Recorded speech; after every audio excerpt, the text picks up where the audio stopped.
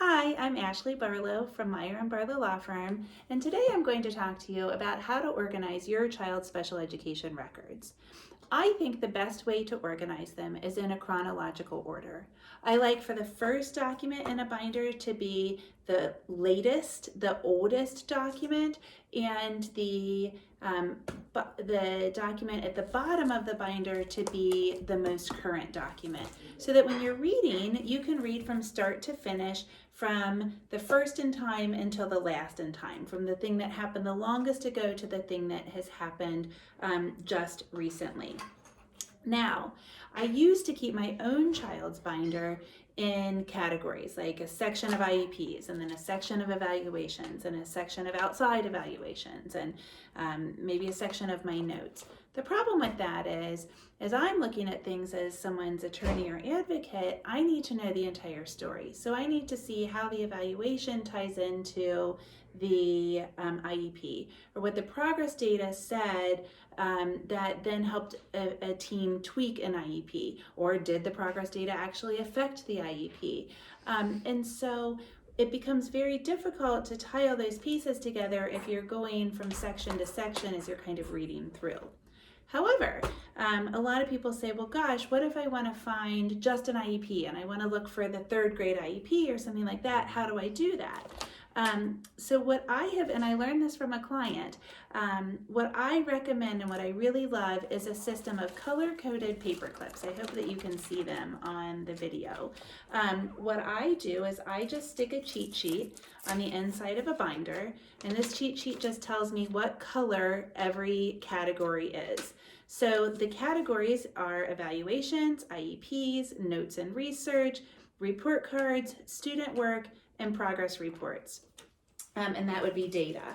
And then each of those has a different category. So in mine, evaluations are yellow.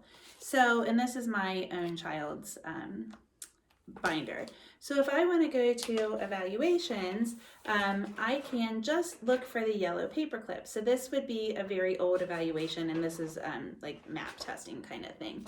And then I want to find a big evaluation. Well, then I'm going to look for a paper clip that's really full. So that's how I would find just evaluations or just IEPs or whatever it is that I'm looking for.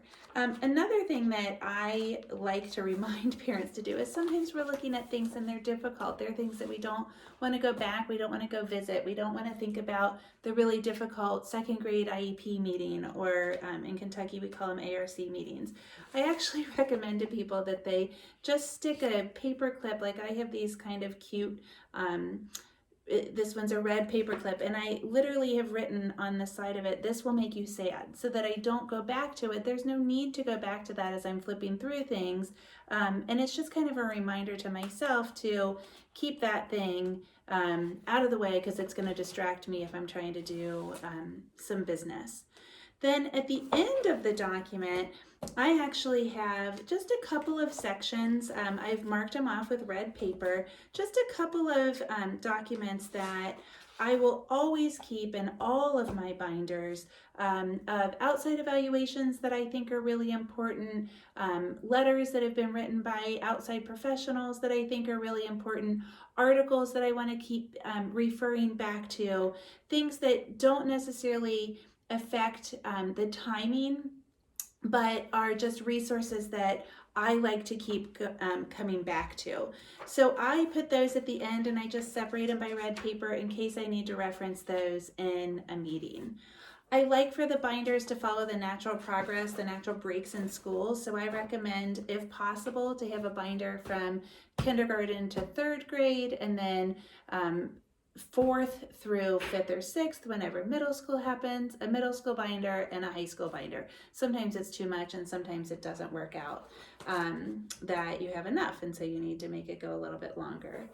I do keep student work. I keep mine just in my binder. I just hole punch it as it comes in and stick it in there. Not too much, just a few things to show either things that I think we need to work on, or things that I think we did really well on. And then this is my home communication, and so I keep things that are also noteworthy. Same thing, things that I think are patterns are emerging, whether it's good, bad, or indifferent, just things that I think we need to talk about.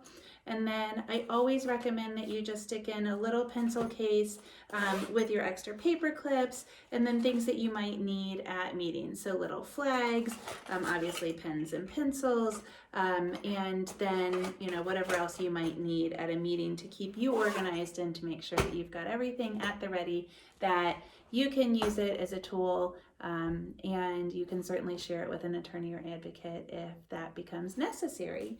So I hope that that is helpful, and remember that we all have differences, and our differences make us all the more beautiful.